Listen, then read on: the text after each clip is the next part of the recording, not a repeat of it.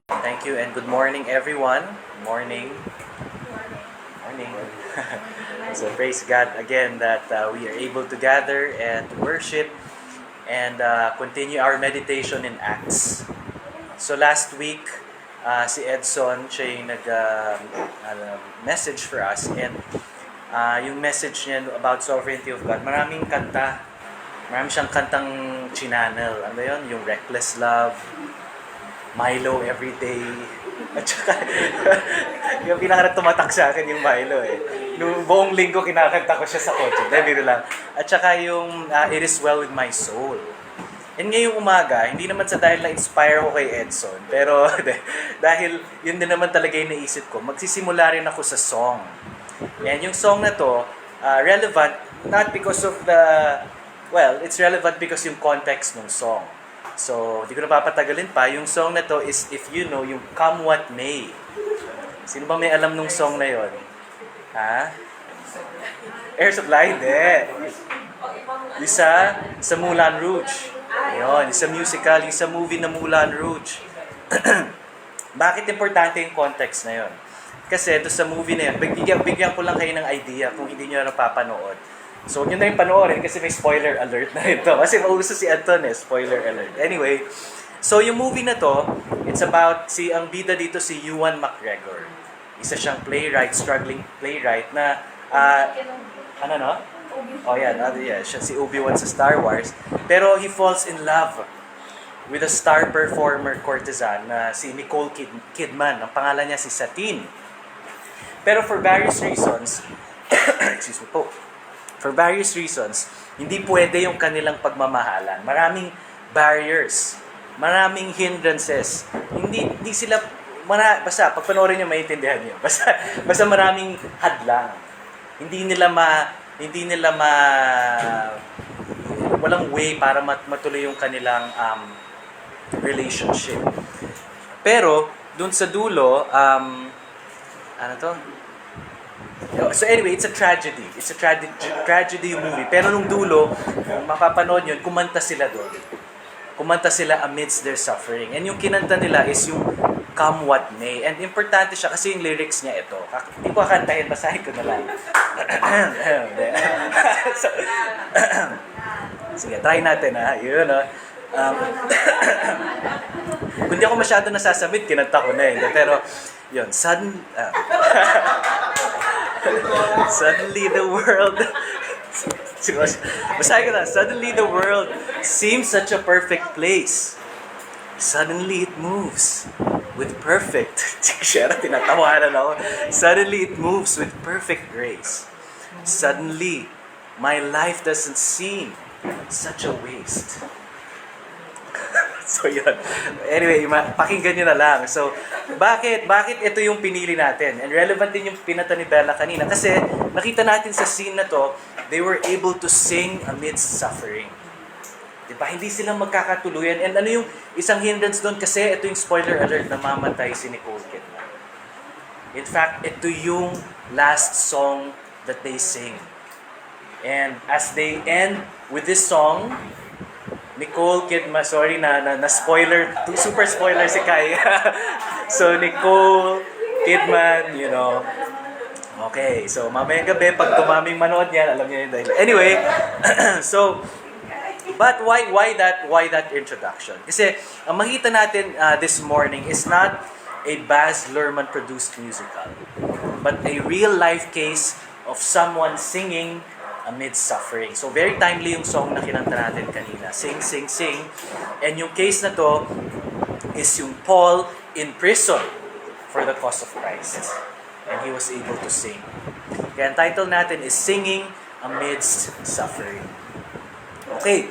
So, makikita natin yun is yung last week, di ba? Nasa Philippi na si Paul and Silas and they baptized yung si Lydia, kaya ngayon may Lydia's Lechon, di ba? So, dahil doon sa pangyayaring yon.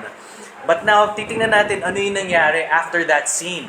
So, if you can open your Bibles and follow along reading together with me, let's go to Acts 16 to 25. Acts 16 to 25, and I will be reading from the ESV.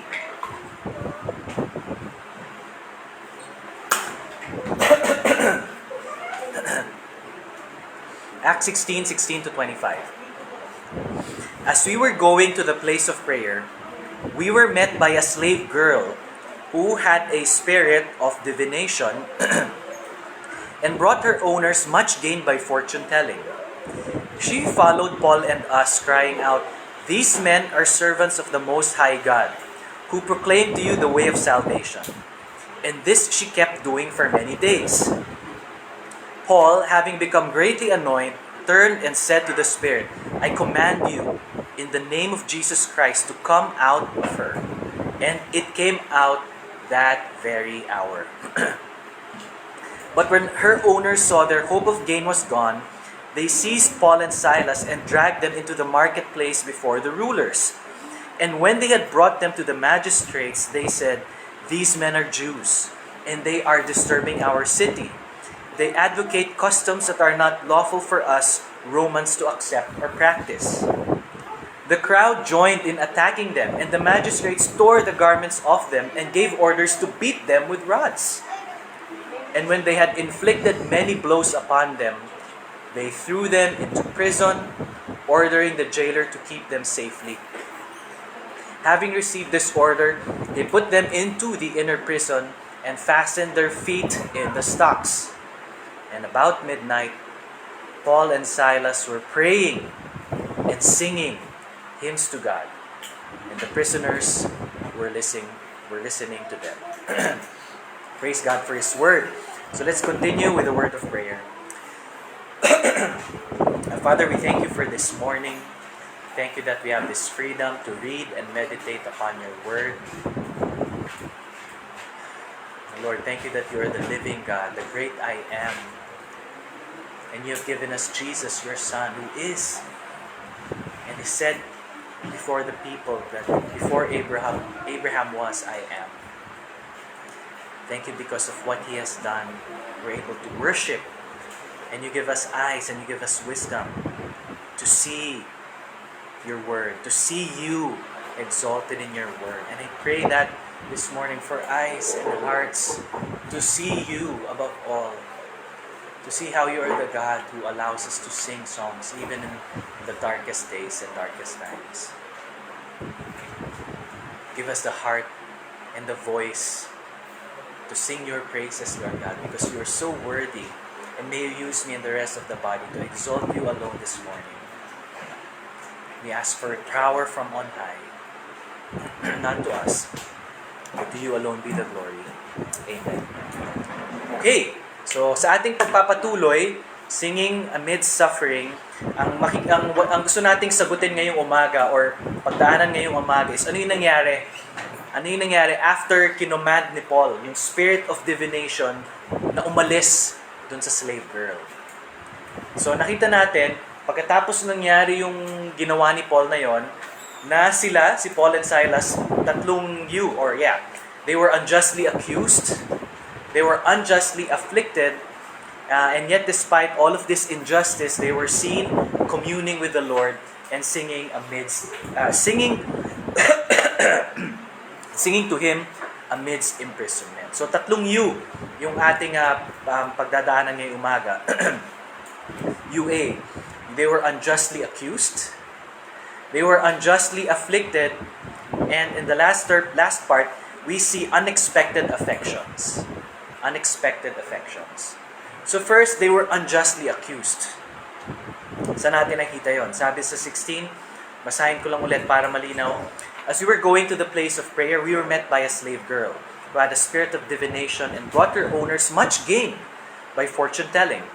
She followed Paul and us, crying out, "These men are servants of the Most High God, who proclaim to you the way of salvation." And this she kept on doing for many days. Paul, having become greatly annoyed, turned and said to the spirit, "I command you in the name of Jesus Christ to come out of her." And it came out that very hour. But when her owners saw that their hope of gain was gone, they seized Paul and Silas and dragged them into the marketplace before the rulers. And when they had brought them to the magistrates, they said, "These men are Jews, and they are disturbing our city. They advocate customs that are not lawful for us Romans to accept or practice." And again, bago tayo magpatuloy, again, paulit lang, sinabi sa atin ni Edson at ni Anton na itong pagpunta nila dito sa Philippi, hindi naman nila ito pinlano. In fact, they wanted to go to Mysia and Bithynia and Asia. But God led them there and they obeyed. So in the context of obedience to the Holy Spirit, nangyayari sa kanila yung nangyayaring ito.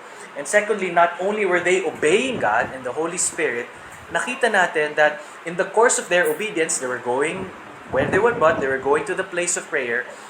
They saw yung slave girl na may spirit of divination. And pinaalis ito ni Paul. And yung paggawa niyo ni Paul, again, it was in obedience to the Lord because pinakita rin ni Christ. Christ mismo did that. Diba? He drove out the demons from the demon-possessed people. So nakita natin, Paul brought healing and deliverance in the same manner of Jesus Christ.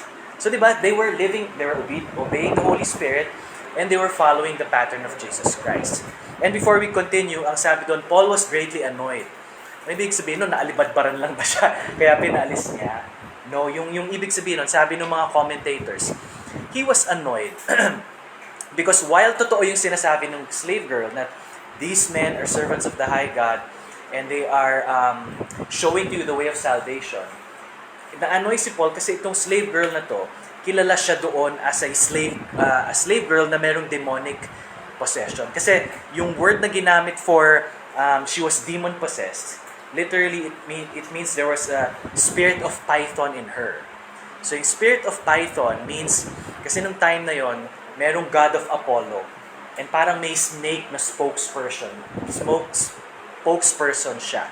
Python yung tawag. So, when Luke used the word, this Python spirit, for the slave girl, it meant that the people in Philippi knew that this girl was in the trade of divination. So, nung sinasabi niyang, these men are servants of the high God, ang sinasabi ng commentators, na-irita na si Paul kasi baka na-associate sila with this slave girl. Hindi eh. It was a different spirit. Kaya finally, pinaalis din ni Paul. And I guess, ang isang sabi rin ng commentator, kaya nag-delay si Paul, kasi if he does that, baka may consequences. And ito na nga, nakita na nga natin na nagkaroon ng consequences for them when that happened. So anyway, what's the point? Sabi nga natin, Paul was obeying the Spirit in ministering in Philippi. And they simply followed the pattern of Jesus Christ in casting the Spirit out. And ano yung outcome? Ano yung kinahihinatnan ng kanilang pag-obey? It was persecution. They were unjustly accused. And they were afflicted. Kita niyo yung paratang sa kanila nung slave owners. Wala naman about sa ginawa nila. Sinasabi lang, meron silang ginagawang hindi ayon sa ating batas. Hindi nga malinaw kung ano eh. They were unjustly accused even if they were obeying. So natin makikita na hindi naman ibig sabihin na lahat ng obedience natin, ang kasunod ay persecution. But it does happen that when you obey, persecution will follow. And ang nakita natin dito, ang pasimuno ng persecution ay yung mga, sino? Yung mga slave owners. Yung nagmamay-ari dun sa slave girl. Bakit? Kasi yung negosyo nila wala na. Pinagkakakitaan, di ba, the slave girl brought them much fortune. So nung nawala na yung abilidad ng girl, syempre, nainis sila at pinersecute na nila si Paul and Silas. So grabe yung grabe rin itong mga slave girl. Imbis na i-celebrate nila na wow, na-deliver na tong slave girl, na nagalit pa sila. And imbis na maghanap sila ng ibang pagkakitaan, ginatihan muna nila si Paul and Silas. So ano yung implication nito na makikita natin? Yung slave owners na to, unang makita natin is they show to us the sinfulness of natural man expressed in their greed. Grabe yung greed nila. Na sobrang wala na silang pakialam doon sa slave girl talaga. Talagang, kumbaga yung slave girl was a means to their income. Whether she was a double slave. Slave to the demon and a slave sa kanila. Wala na silang pakialam doon. And sabi nga dun sa ESV Bible study note, throughout Acts, the profit motive often works against the gospel. The profit motive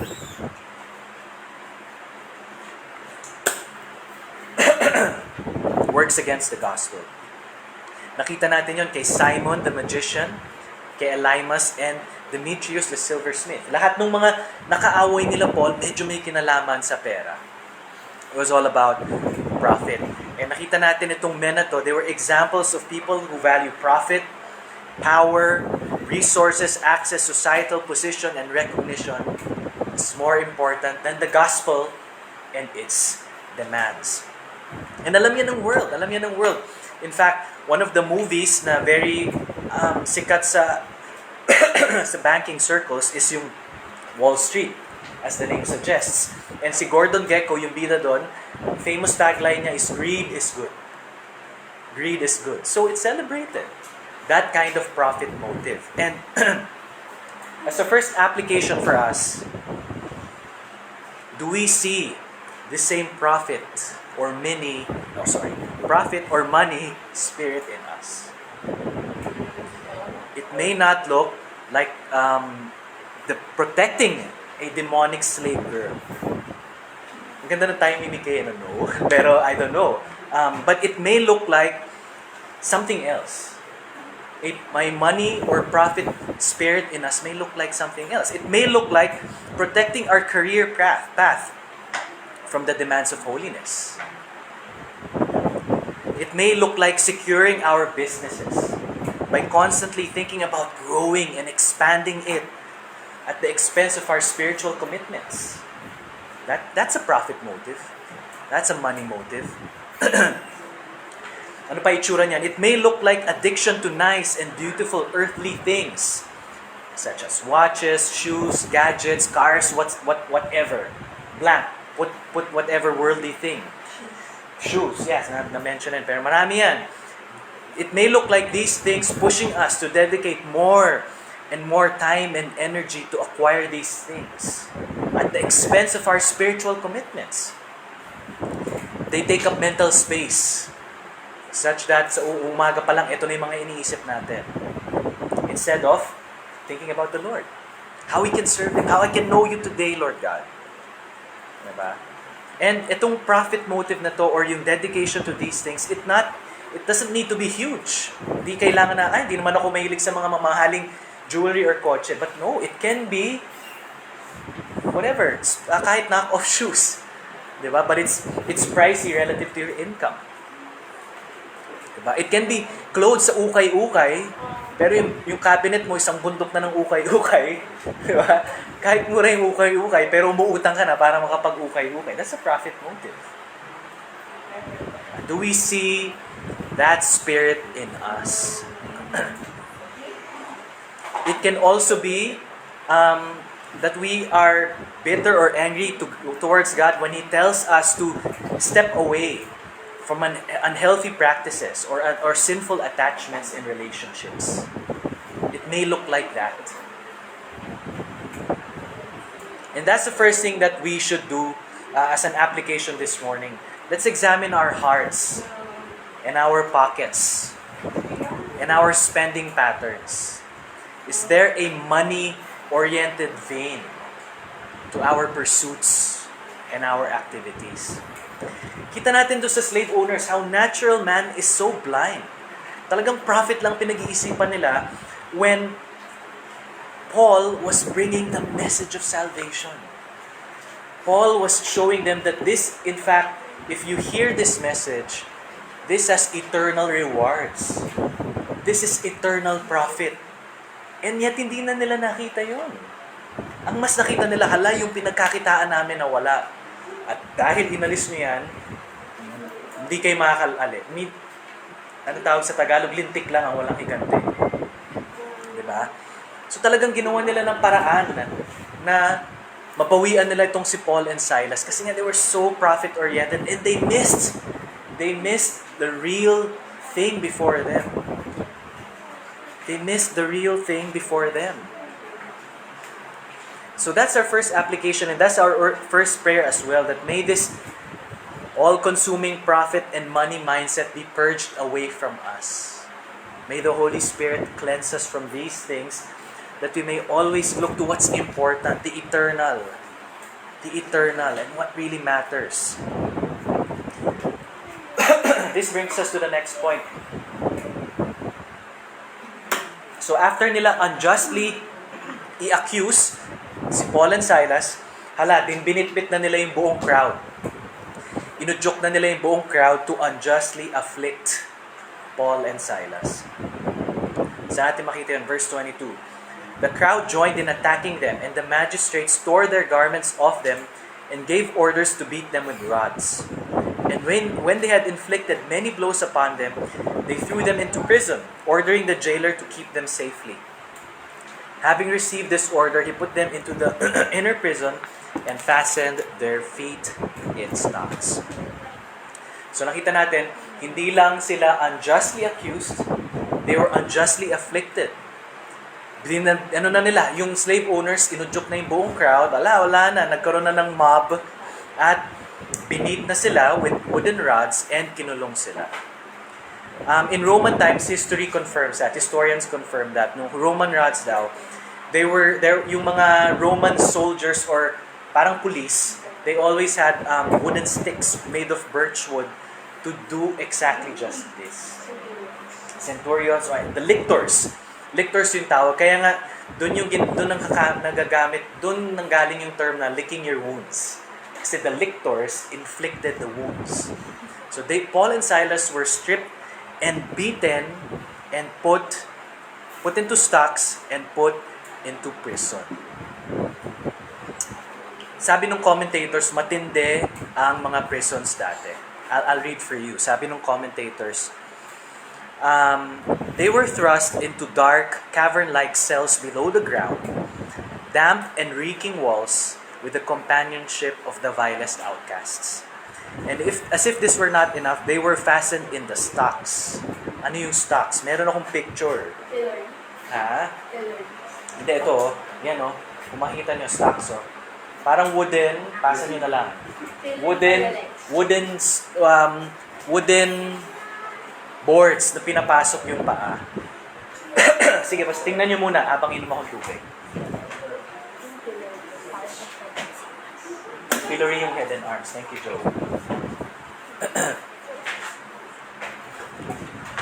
Yan yung sample ng wooden stock. Sabi ni Joe, pillory daw yung pag-ulo at yung kamay yung nakadikit. Pero yan yung sa stocks, yung paalam.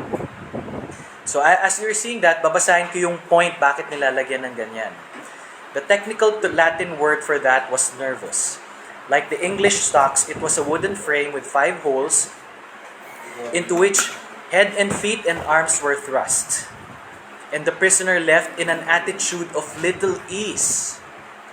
However, it would seem that the feet were only fastened, the rest of the body left lying on the ground. The term stocks in this context refers to a form of punishment and confinement used in ancient times. Stocks typically consisted of wooden boards with holes cut out for persons' legs.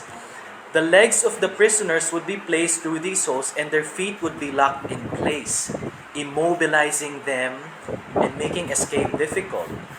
These caused extreme discomfort, as the prisoner either had to sleep either in a sitting position or lying down on the floor.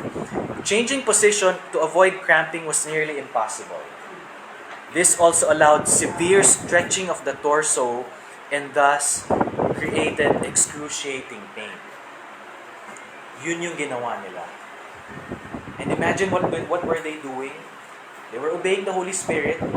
They healed the slave girl from demonic possession. And they brought the good news of Jesus Christ. It's service to the people. It's obedience to the Lord. And ano nangyari sa kanila? They were beaten with wooden rods. And they were fastened. Their feet were fastened. Imagining it is very difficult to understand.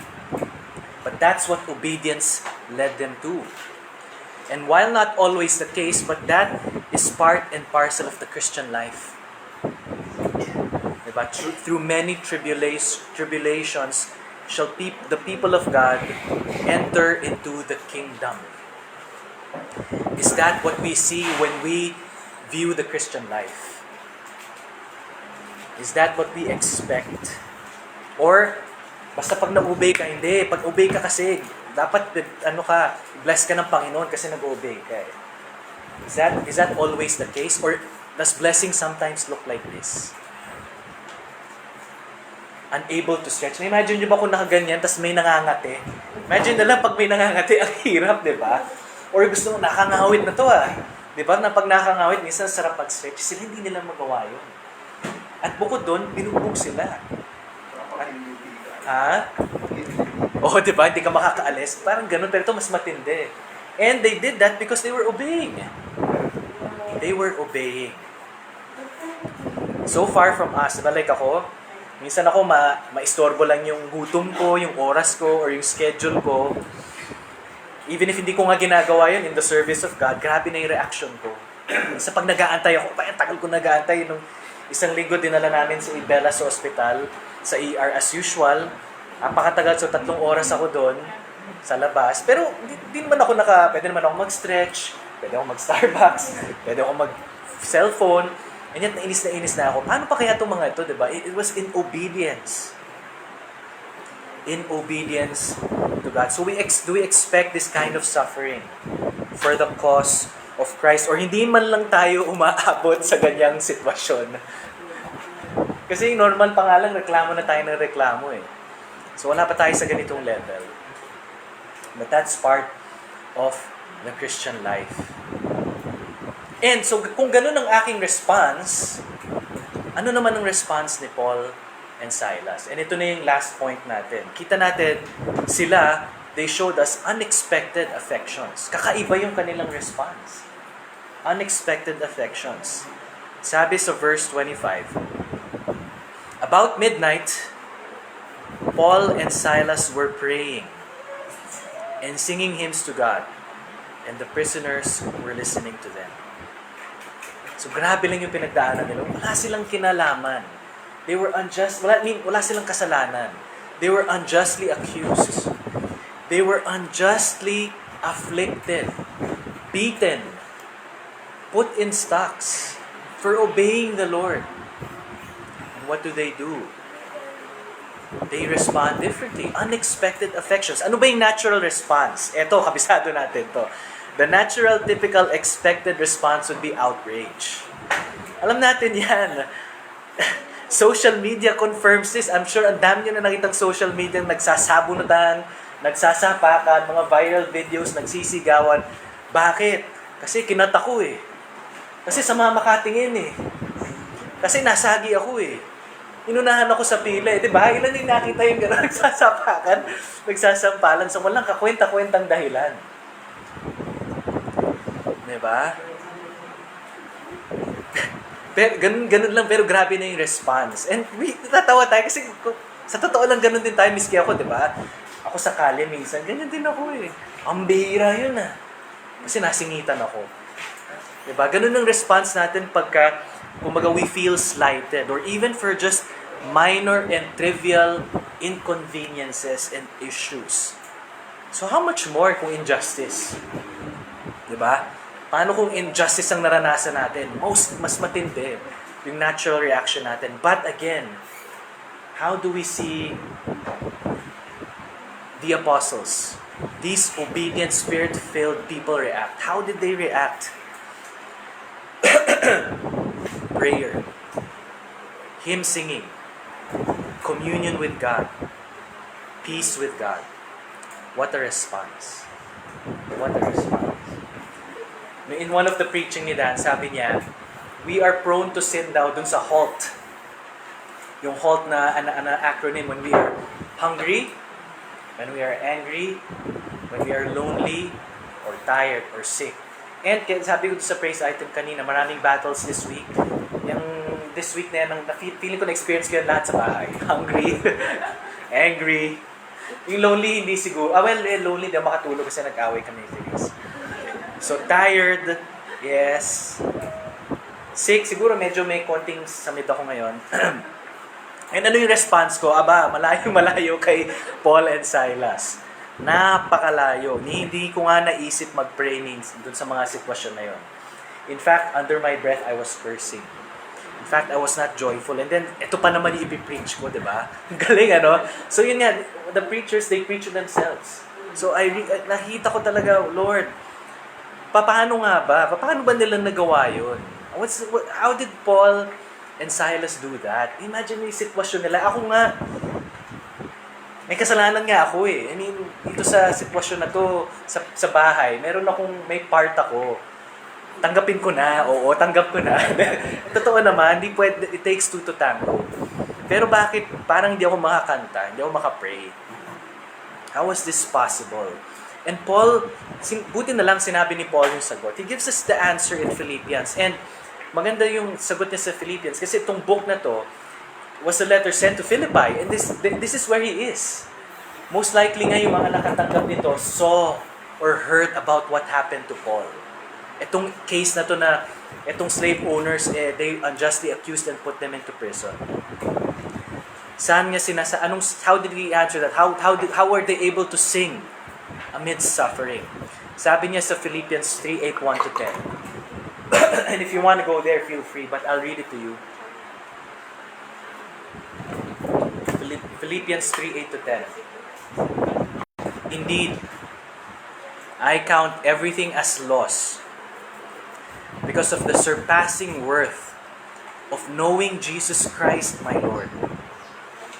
For His sake I have suffered the loss of all things and count them as rubbish, in order that I may gain Christ and be found in Him, not having a righteousness of my own that comes from the law, but that which comes through faith in Christ, the righteousness from God that depends on faith, that I may know Him and the power of His resurrection, and may share His sufferings, becoming like Him in His death.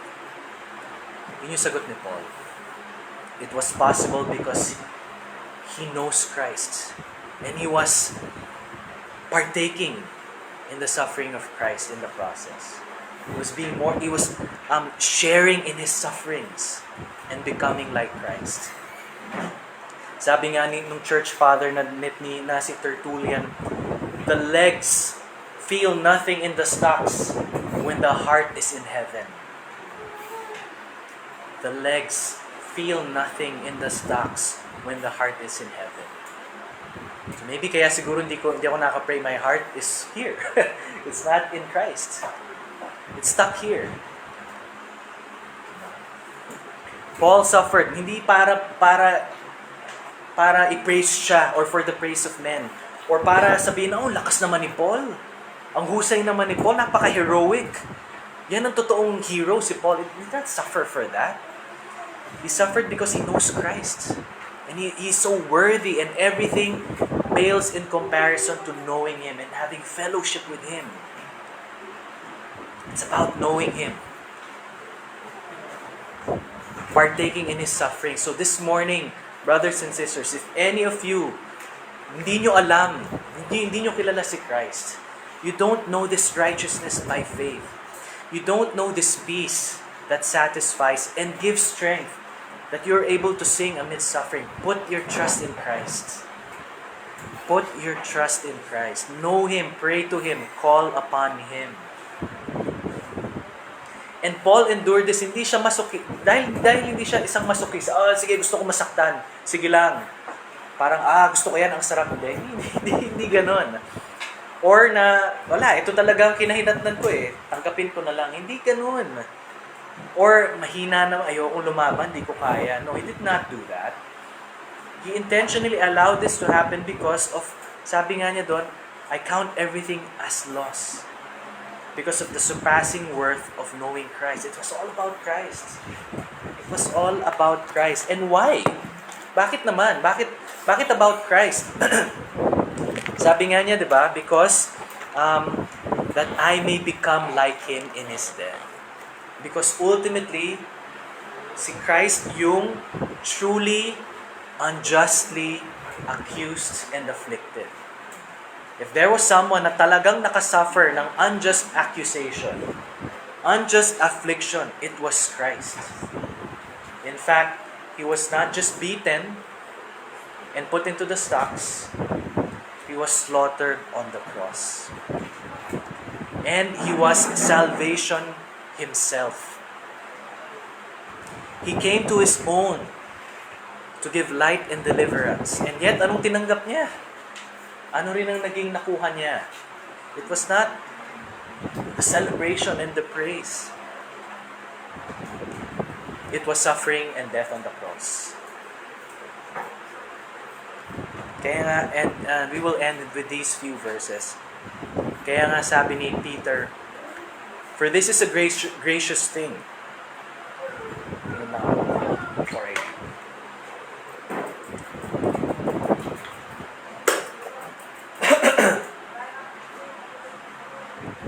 "For this is a gracious thing, when mindful of God, one endures sorrows while suffering unjustly. For what credit is it if, when you sin and are beaten for it, you endure? But if when you do good and suffer for it you endure, this is a gracious thing in the sight of God. For to this you have been called, because Christ also suffered for you, leaving you an example so that you might follow in His steps. He committed no sin, neither was deceit found in His mouth. When He was reviled, He did not revile in return. When He suffered, He did not threaten, but continued entrusting Himself to Him who judges justly. He Himself bore our sins in His body on the tree, that you might die to sin and live to righteousness. By His wounds you have been healed." Hebrews 12, looking to Jesus, the founder and perfecter of our faith, who, for the joy that was set before Him, endured the cross, despising the shame, and is seated at the right hand of the throne of God. That was why Paul and Silas were able to sing. They were looking to Jesus. Sa akin, sabi ko nga sa inyo, this week, di ba, na-experience ko yung halt. And hindi ganun yung response ko because my heart was not in heaven. It was here. And I was looking at myself. Ako na naman yung whatever. Ako na naman yung magpapasensya. Ako na naman yung magluluto. Ako na naman magsasaing. Diba? Ako na naman nagtatrabaho. Ako na naman siya tulog ng tulog. Siya kape ng kape. I'm looking to myself. I'm looking to them. Pag ganun na lang kino-compare, syempre may isip ka at may isip ka. Pero look to Christ. Tingnan ko lang kung may masabi ka. Ako na naman yung naghahantay. Ang init-init. O si Christ. He was suffering on the cross. Napakainit nun. At puro siya sugat. May kasalanan ba siya? Wala. Ba't ka nag-aantay? Siguro late ka eh. Kaya ka nag-aantay. May kasalanan ka. May dahilan ka ba mag-complain? Wala. Si Christ, may dahilan mag-complain. All the reasons. But did He complain? No. He endured. He suffered unjustly for you. For me. So tayo, when we don't respond like Paul and Silas, our hearts are here. It's not in heaven. We look horizontally instead of looking to Christ. Going back to our intro, yung Come What May, ito kantayin ko na. Suddenly the world seems such a perfect place. Suddenly it moves with perfect grace. Thank you, Joe. Suddenly my life doesn't seem such a waste. And kasi, kaya ako kinanta yun, kasi yung last line, it all revolves around you. Yun yung sabi ni Nicole. Yung kaya nila nakanta yun kasi it all revolved around them. So, but if you think about it, this song applies to Paul and Silas because their worlds revolved around Christ. They could sing this because it all revolves around Christ. And we will be able to sing this song as well, even in suffering, if our hearts revolve around Christ always. So yun yung final application natin. It's look to Christ. That our hearts may be in heaven. That we can sing amidst suffering because Christ experienced all of that. Not for Him, but for us, for you and me, to atone for the sins that we have committed.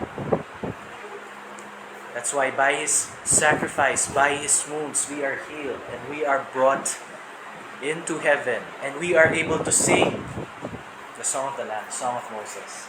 Sing, sing, sing. Praise God. So let's close with a word of prayer.